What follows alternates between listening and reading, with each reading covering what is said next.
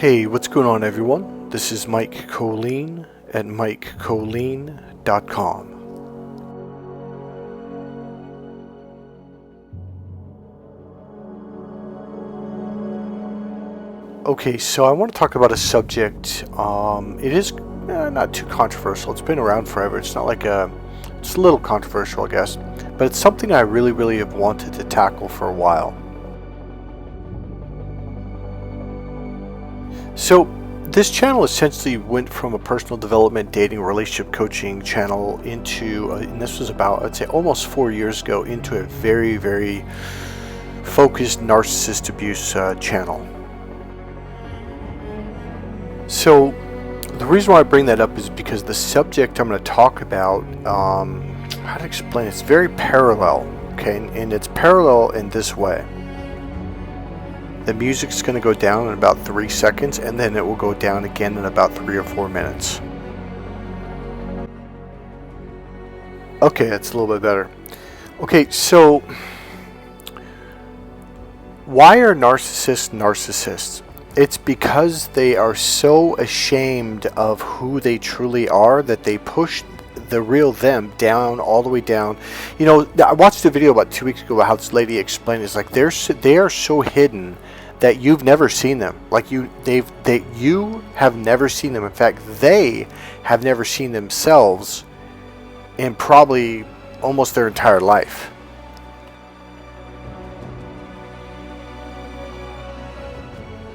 So why is this? It's because of shame. These people are just completely shame-based people. And then what did they try to do to us? What did they try to do to you? They tried to shame you so bad that you became so insecure, just like them, that you would literally hide yourself from the world, just like them. And what are we talking about? We're talking about the book of Genesis, where Adam and Eve eat of the fruit. And before they did that, just a few verses before, at the very end of chapter 2, Genesis, verse 25, the very last verse, where it says they were naked in the garden and they were not ashamed. And I always thought, like, well, why does it say that? Because it was out of context. It was just kind of weird. But one day I caught that and thought, that's very weird. And I really started paying attention to everything that happened after, immediately in the very next chapter, chapter 3. And the serpent comes in the garden, Adam and Eve ate of the fruit, and then it said, and they were naked, and they knew that they were naked. And then God came in the garden, the cool of the day, the cool of the garden, whatever it says, and is looking for Adam and Eve, and he said he couldn't find them because they were hiding. And then God calls out and says, Adam, Eve, where art thou? And Adam and Eve were hiding. And then God called out again and says, Adam and Eve, where art thou? And Adam says, we're hiding. God says, why are you hiding? And Adam says, because we're naked. And then God says, who told you that you were naked? In other words, in chapter 2, before the serpent and the fruit came along, they were walking around naked with God, and they didn't even know it. In fact, that's the whole point. That's why God said, who told you that you were naked? The serpent came along and said, hey, you're naked. And they're like, oh, what's that? Well, you don't have clothes on. They're like, well, what's that? See, the serpent had to literally teach them what it meant to be naked. So essentially what it really symbolically stands for is you felt shame in your body. And so what do humans do? What did narcissists do? They hide from their shame. Well, wait a minute, what? What did Adam and Eve do? It says, and they hid. God came in the cool of the garden, the cool of the day, or whatever, and it says, and they hid. And then God calls out, Adam and Eve were out there, and it says, and then Adam says, we're hiding. God says, why? Well, we're naked. Well, what do you mean? Well, they were ashamed because the serpent taught them after they ate of the fruit that you were naked, because right after it says they were naked and they knew they were naked. And I went, that's interesting, because before they were in the garden in chapter 2 walking around with God their whole lives, and they were always naked every day. Never thought of it. So here comes along the serpent, and he makes up a word that they never even heard of before, because it wasn't necessary. And then he said, and this is wrong, and you're doing it, therefore you're bad, therefore you're wrong. And isn't that how you guys felt your whole life? Like there was just something wrong about you, even though nobody really told you what it was. So what I'm reiterating is that, and this leads into what this video is about, is remember, we hid from God because we were tricked. We were told that we were naked, and then they gave us a definition of what that meant, which was a made-up definition. And then they said, and this is bad and wrong, and then they shamed us for it. And so what that causes, it causes us to hide from our emotional right brain, the creative, emotional, spiritual brain, and hide in our logic, or hide behind our logic in our logical brain from our emotional system, the open door to God. So what I want to say is this: all of that was a lie. It was a complete lie. It's like you guys have dealt with narcissists. What do narcissists do? They twist words. They'll change the definition or meaning of a word, or they say, oh, well, this means... Okay, here's one of the narcissist's favorite games. Let's say you say some real positive thing, like, oh, well, you're messed up. You're like, why? Like, oh, well, that means this, and it's some real negative thing. You're like, no, it doesn't. When I say this, I mean this. No. That's not what you mean. What you mean. And then they're going to tell you what you mean when you say I promise you, it's a mind game that they're playing with you. They know what you mean. They're not dumb. They know it, but they're trying to twist your words and take a word and give it a completely different definition and or meaning. That is the game of the narcissist. When people do that, completely walk away from them and never discuss anything with them ever again. Ever. Now, I want to make this really clear, and I've already done it in the past, and this is going to lead into what this is about. I'm going to bring up some real people, real life stuff. If you look under a microscope, can you see the bigger picture? Yes or no? No, you can't. In fact, you're completely oblivious and blind. Your eyes are put down into this thing where it covers your eyes and blocks the peripheral, and you can only see the finiteness, the smallness of it. It's the left brain, and that's the left brain. It's very good for details. It's very good for business, science, math, electronics, electricity, computers, etc. But what it's not good for, it's not good for connecting with God. It's not good to learn from God, to be aware of God. And you can't experience God from there. So there's a person in the real world, very famous. I'm about to say his name. I love this guy to death. I've never met him, nothing like that. I think he's funny. I think he has really done a tremendous service to mankind very recently, in the last 2 or 3, 4 years. And he's a very honest person. And I love most of his perspectives on life. This is just someone I think I would get along with this person in real life. I think we would hang out. I think we would be best friends. His name is Ricky Gervais. And that's what this video is going to be about, to some degree. So I just saw a YouTube short where Ricky is talking about being an atheist and what it means to be an atheist, etc. Now I like the fact that he's one of those atheists that doesn't attack Christians. He doesn't attack spiritual people. He doesn't attack believers. But when it comes to people kind of saying, well, why don't you believe in God? He's real blunt and really honest. And the way he goes about it, I think, is a very fair, and I think I want to use the word kind manner. He's just like, well, here's why. Sadly, most Christians are actually on the same level as atheists. They don't know God. And because of that, they cannot answer this question that Ricky has been asking or stating for years. And there is a very direct answer, and I would love to sit down with Ricky and say, hey, just let me explain this to you. You don't have to believe it. I just want you to listen to understand. This is basic math here. So Ricky says to this guy, here's atheism in a nutshell. So one person says, this would be the believer or Christian, there's a God. And then the atheist says, can you prove it? And he goes, then the person says, no. And then Ricky says, then the atheist says, then I don't believe you then. And then Ricky says again, that's it. That's all it is. Here's the thing about Ricky. He's a fairly straightforward, honest, upfront guy. I really like that about him. And even when he responds to this guy, he's not being mean, he's not angry, he's not yelling, he's not screaming, he's not shaming anyone.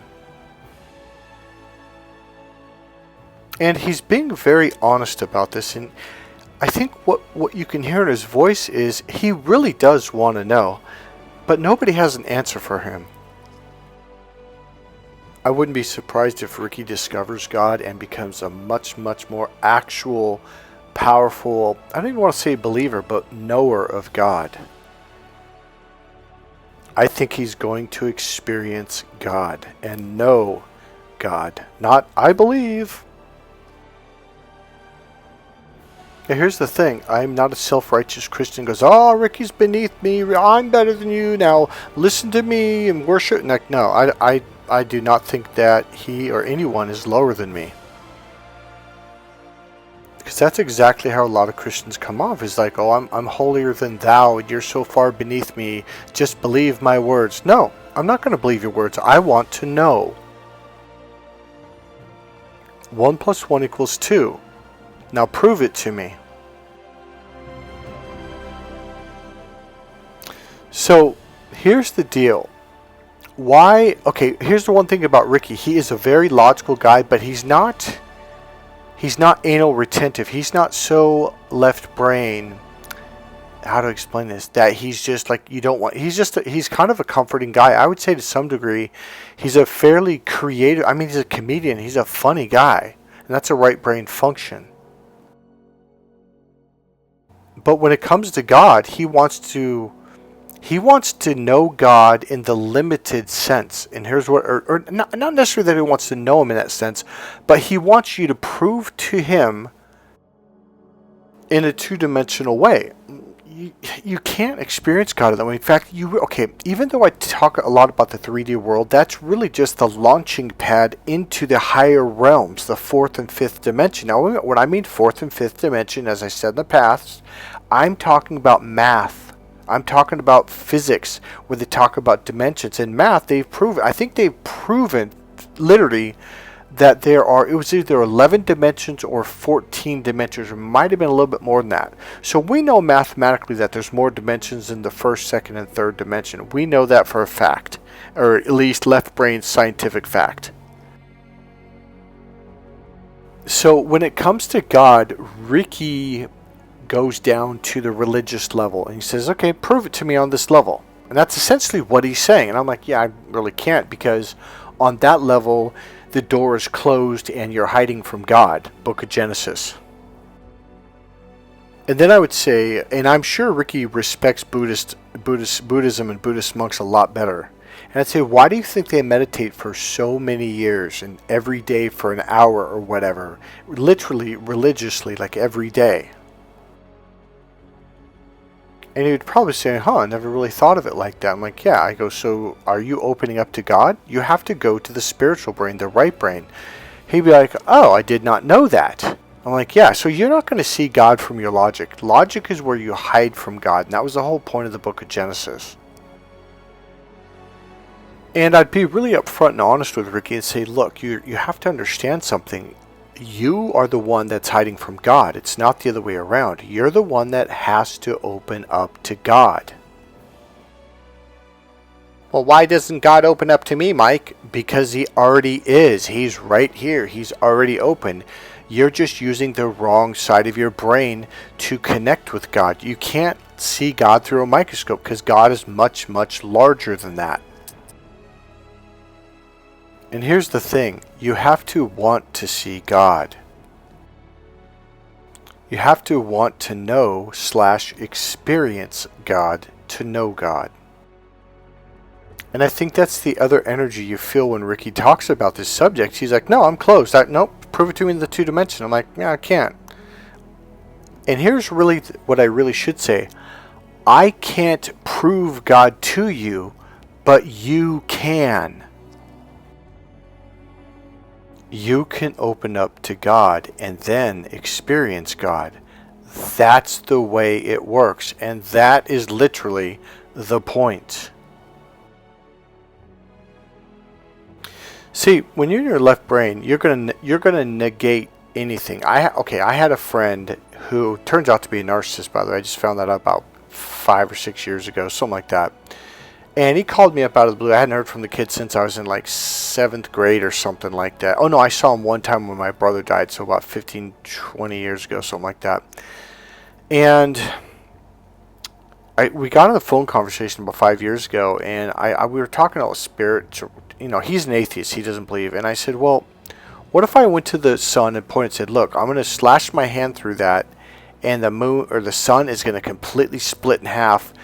20,000 miles that way and 20,000 miles that way. And there's going to be this huge gap down the middle that we can see.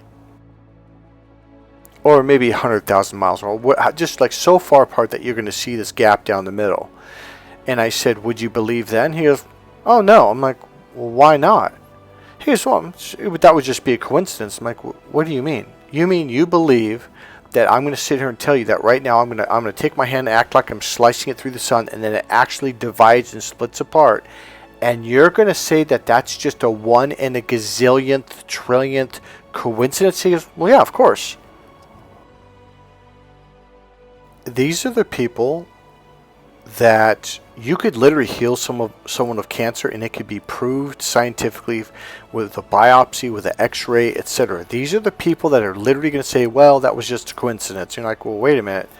But she'd been seeing doctors for 1.5 2 years, and chemotherapy and vitamin regimens and all this medicine, and none of that worked, to the point where the doctor's like, hey, you're about to die, so we're going to take you off the medication and blah, blah, blah. And you're like, okay, well, I'm going to go to Energy Healer, and they're going to heal me. And then they get healed, and they're the person that said, oh, no, that was just coincidence. Now, here's the thing about Ricky Gervais. I don't believe he's like that at all. I think my friend, for sure, he's just a negative dude. But Ricky, I think there is literally a part of Ricky, or the core of Ricky.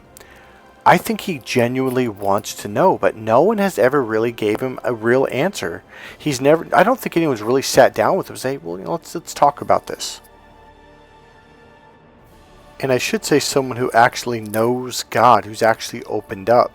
The first thing you have to understand is like look, man, you're never going to see, hear, feel, smell, or taste God from the logical brain. You have to go to the right brain, the 5 senses processor. See, hear, feel, smell, and taste.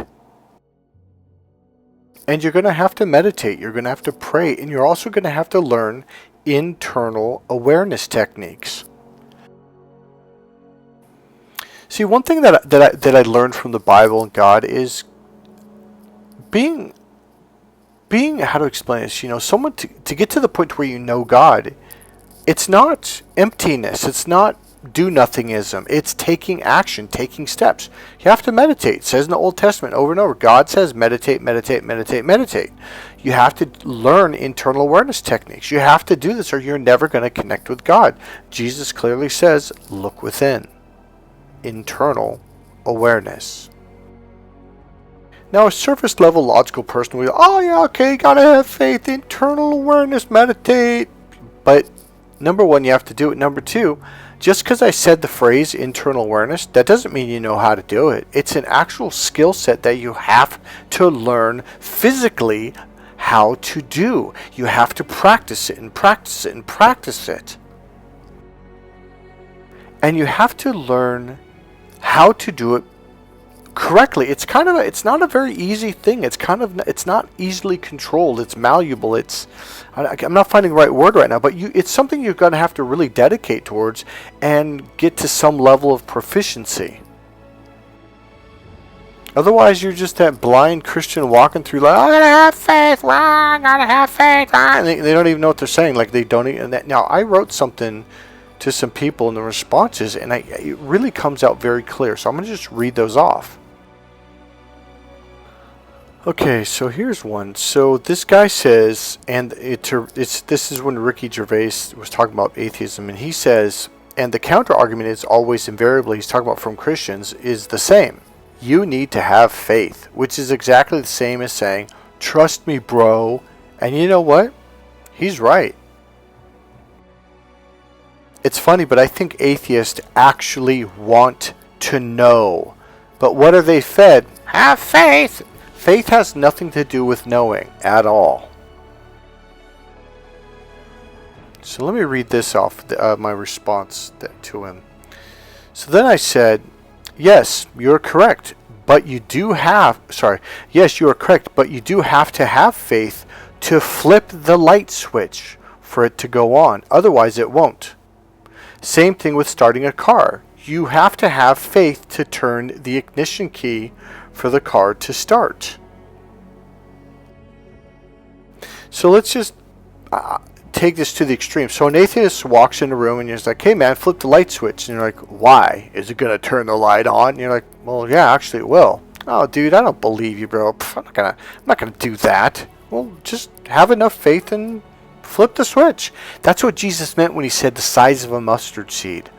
You don't have to have a lot of faith. You just got to have enough faith to flip the switch, to turn the key in the car, in the ignition, to start the car. Now, okay, so let me get it straight, bro. You're telling me that if I turn this key, the engine's going to turn on? Well, why don't you try and find out? Nah, I'm not going to do that, bro. And that is an atheist. Now, something else I sense in Ricky Gervais, in his voice and his energy, is there's something hurt. He's sad about something. It's funny because it's like he has more faith than a Christian does. He wants to know the truth. He doesn't want to just, let's all just join a club together and be blind. So let me read off the rest of what I was going to say. The rest of what I wrote to that guy. All right, here we go. Let's see. So I'm going to do it. So yes, you are correct, but you do have to have faith to flip the light switch for it to go on. Otherwise, it won't. Same thing with starting a car. You have to have faith to turn the ignition key for the car to start. But the next step, which is what you have never realized or heard yet, is the light goes on and the car actually starts. Faith is not a step, and that's what I want you guys to know. If you think, I have faith, you're not taking the steps. And the one thing I've learned about the Bible is it's not about blind faith. It's about taking real, actual, physical steps. All right, let me continue here. Okay. So it's like standing in front of a door, and I'm telling you there's a brand new car on the other side, but you don't have faith enough to, number one, open the door, and then number two, walk through the door physically. Remember when God says, or the Bible says, faith without deeds is empty, or faith without deeds is dead? That means faith without action is nothingness. Okay, so let me continue here. So number one, you have to open the door, which takes faith. So you have to have faith in order to take the first step, which is number one, open the door, flip the light switch, turn the ignition key. Okay, so open the door. Then number two, you have to physically walk through the door and take the actual steps, meditation, internal awareness techniques, and on and on. So of course, if you refuse to do this, you won't ever know God. If you don't walk through number one, if you don't open up, if you don't walk through the door, you're not actually going to physically, 5 senses, see, hear, feel, smell, and taste God. It's never going to happen. Most Christians don't actually have faith at all. They never open the door, and they never walk through. Instead, they hide together in their lies and bullshit together like Adam and Eve hiding in the bush with each other, and they never open the door, let alone walk through. Instead, they follow left brain rules like the narcissists. I think you're better than that. And I'm talking to this guy, I really do, because he's responding like, I don't want some trust me, bro. And I don't either. I don't sit there and tell, just trust me, Mike. I want to know how. And that's probably a big thing. And then I will take the steps. So I think you're better than that, sincerely. I also think Ricky Gervais is better than that too. I think the anger or the angst towards Christians is you can sense and feel their empty answers and realize something isn't right. It's because they themselves actually don't have faith and never opened up to God and walked through the door to God. And another thing is, you can't experience God through me. It's not going to happen. It's like, how to explain this? It's like, all right, let's say I'm meditating, I'm opening up to God, right? And I'm getting a download of information. Like all of a sudden I know stuff that I've never even heard of before. Well, how does that help you to believe? How does that help you to have that physical connection with God? It doesn't. You can sit there in the same room and watch me and I can spout stuff off, but you're not going to believe that way. But what if you meditated for days, weeks, even months and months, long enough to where you had that complete opening, and all of a sudden you started understanding things that you've wondered about your entire life, or realizations about your childhood or your mom, or all kinds of stuff. You're like, how do I know this? Like, when you have that experience yourself, then you know. And I'm going to tell you this, you're going to have to want to do the actual searching. It's not a gift. It's not like, oh, just hand me a box and let me open up. Oh, God's in this box. That's equivalent to when Moses came down from the mountain and they had melted these golden calves and began to worship them. It's like, dude, that's like ridiculous. So I'm going to do one more. So this other guy had a kind of a good comment. He said, well, Richard Dawkins was asked, what if you die and find there is a God? And hold on a second, we go back to that. Okay, so what if you die and find there's a God? What would you say? He replied, I'd ask him why he went to such great lengths to conceal himself.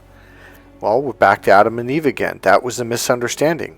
And I said, and here's what I wrote. I said, no, God never concealed himself. You did. That's the point. You're the one who needs to open back up to God. That's what you are missing. See, here's the thing. God never concealed himself. He never hid. We hid from God. And that really is the question. Why? Because we've been abused. We've been hurt. I mean, let's just look at the history. Now here, I'm not really knocking Christianity. I know it sounds like I am, but I'm trying to bring the truth out. I mean, let's look at Christianity. I mean, what did we do? We killed in the name of God. Look at the abuse of children in the name of God. I mean, look at all the wars that we fought. Look at all the things we did to people in the name of God. That wasn't in the name of God. That was in the name of Satan. And look at all the demonic Christians, the demonic narcissistic Christians who have this holier than thou, I'm above you, you're beneath me, and I'm going to walk. And literally, they treat you exactly the way a narcissist treats a person. They walk all over you. They belittle you. They shame you. They put you down like, oh, you don't even know this? I mean, I remember going to church in the 70s, the punishment that the teachers would put on you, and like, I was like 30 seconds late. It's snowing. I mean, we lived in Wisconsin. My mom's car didn't start right away. My mom was running late, and yet, I'm the one who's getting punished. I remember, I was like, oh, screw. I walked out. I was like, no, this is not what church is supposed to be. And then you get the Christian deniers. Oh, well, it was just that one church. No.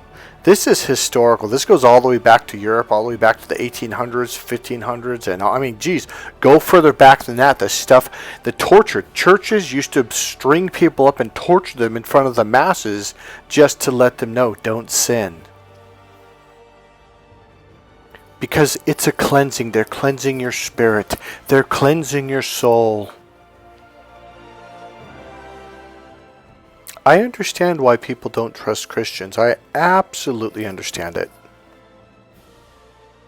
These people that are asking questions like Ricky, they've been hurt. They've been damaged. And they're like, yeah, I don't trust you people. And guess what? I don't blame them.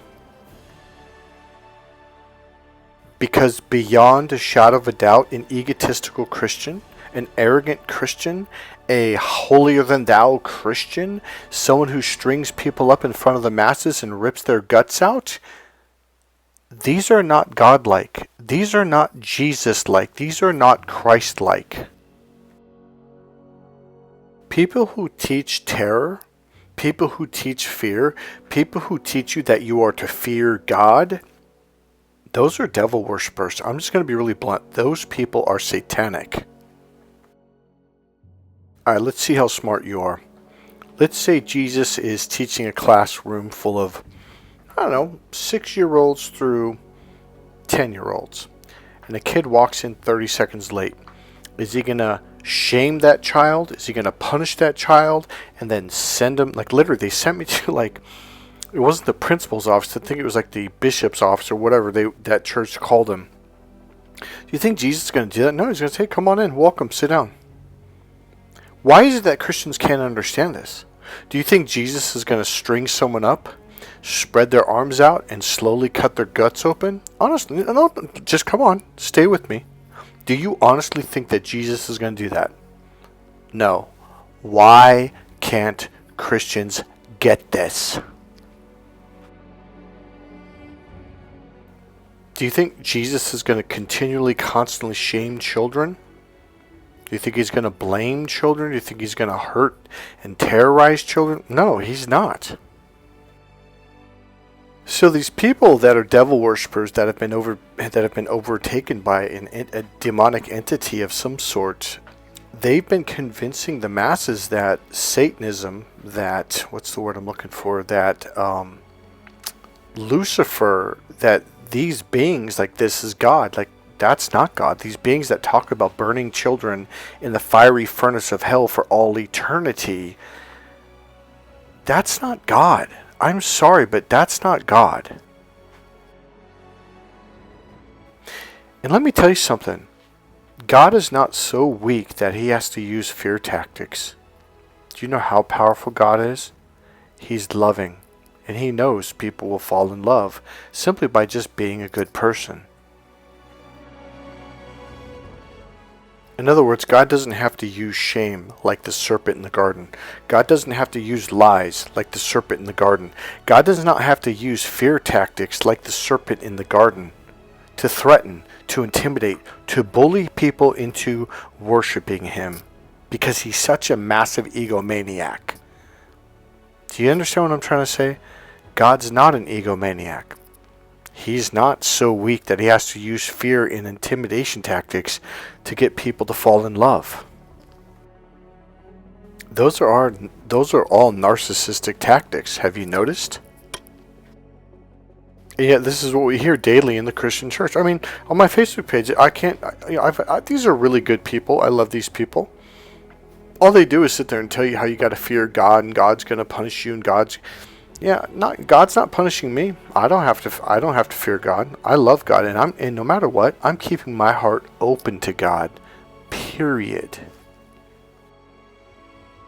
Because fear closes your heart. So what I would say to Ricky is, no matter how much I can see God, feel God, know something from God, you could sit in the same room and look at me, and you're never going to see God you're never going to see God through my eyes. You have to see God through your own eyes. You have to feel God through your own heart. You have to know God through your own self. And then you'll know God, and nobody, it's like, okay, I'm looking at a candle right now. There's no way that a blind person could walk in here and say, I don't see any candle. And there's no way they're going to say, since I can't see it, then it must not exist. And then I take their hand and I hold it over the candle, and they start to scream and yell, and they begin to smell burning flesh. And now they know God. Sorry, I was being goofy, but you know what I just realized? Maybe that's why some people do have to burn in hell. Maybe, maybe that's what it's going to take for them to be like, oh, okay, I understand now. Again, I'm just being funny, but there kind of is a little truth in that. Maybe. So clearly God spoke to me through this short, it's like a 15-second video of Ricky Gervais. Clearly God's using Ricky Gervais. There's no two ways about it. The discussion going on there between believers and non-believers is through the roof. There's this one guy, the responses was 365 responses to his one comment. That was just one person. Alright, I'm going to tell you the truth. Ricky does believe in God. He won't admit it. He won't tell you. He's literally playing the devil's advocate.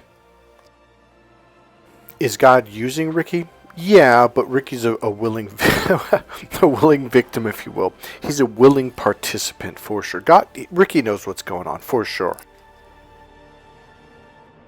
So someone actually, I just read another comment real quick. So he says, yet he still hasn't revealed himself, and I bet you no evidence. Well, what do you mean evidence? He means left brain evidence. Yeah, you're right. If you look under a microscope, you're not going to see God. But this can be explained in that exact way. So let's say some scientist comes along and says, hey man, did you know that there's molecules and atoms in amoeba and single cell, animals, etc., etc. I'm like, oh, you're full of shit, man. No, really, it's true. Oh, dude, you're weird. Whatever, man. There's no such thing. And so that no, it's in the water. Like, really? I'm looking at the water. I don't see it. And so you're, let's say you're out there at a park or something or by the water, and he says, no, it's all over. It's every, there's these cells and these electrons and one single cell, amoebas or whatever. They're everywhere. And I'm looking at this guy like, really, dude? Like, really? You're going to give me that hooey fooey? So, wow, okay. Like, look, dude, okay, I'll even put some water in my hand. Like, look, dude, I'm looking at it really close. I don't see nothing. It's because you can't see it with that part of your anatomy. You can't see it in that way. It's impossible. And then he goes, no. Come to our scientific church called science. We have these things called microscopes, and we have these little pieces of glass where we put a drop of water in there, and you'll see it. And you're like, oh man, I'm not going to go worship your God. I'm not going to go follow your religion. Oh, so now you want me to bow my head and look through and look through this microscope. Oh yeah, the almighty microscope. It's like the golden calf all over again. It's like Moses with the stick. He's going to strike the magic stick on the ground and the Red Sea is going to part. Now for those of you who have never taken 3rd, 4th, or 5th grade science class, there actually are these things called microscopes. I know because I've seen one. And I've actually done the test where we went to the local pond, we got some water, brought it back, and we put it under the slides of glass, and we put that under the microscope in place, and you could see the single-celled amoeba. And that is God. God's name is not Jesus. God's name is amoeba. My point, you have to, I don't know the right way to say this, you have to use the right faculties, you have to use the right tools to know God, to see an amoeba, to understand science, to understand, and I mean this literally, to understand math or science. And no, I don't think God's name is amoeba. That might be the God of the microscope, but you get what I'm saying. The sad thing is humans a long time ago, before the serpent in the garden, we used to sup with God all the time. Like literally, we were with God. We were very conscious and very aware beings. We were very aware of God, just like talking to a person. We use our left brain and our 2 frontal lobes so much right now. We rarely use our right brain in comparison, especially when you go out in public and you're around people. You go, it shoves you into your forehead. It's not just men, women do it too. And that's the door that's closed. So you have to open up. One day, rules and laws will be used to set you free.